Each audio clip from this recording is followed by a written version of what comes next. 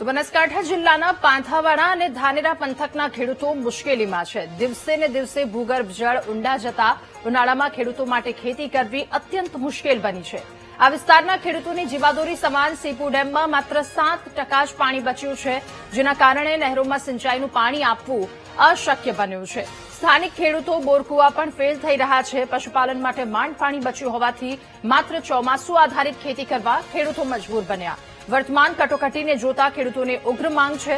ચોમાસે સારો વરસાદ ન થાય તો સરકારે અન્ય સ્ત્રોતમાંથી પાણી આપી સીપુ ડેમ ભરવો જોઈએ, જેથી ભૂગર્ભ જળના તળ ઉપર આવે અને કેનાલો મારફતે ખેડૂતોને ખેતી માટે પાણી આપી શકાય।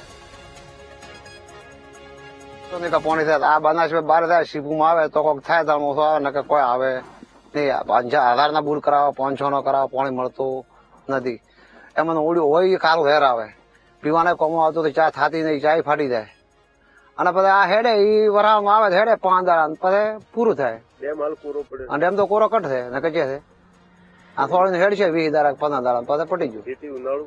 ઉનાળું તો બાજરી પાકે છે, પાણી કરશું પાકે પાણી હોય તો બાજરી પાકે સાહેબ। એમ છે પાણીની બહુ તકલીફ છે। આ વિસ્તાર પાણીનો લુખ્ખો વિસ્તાર છે।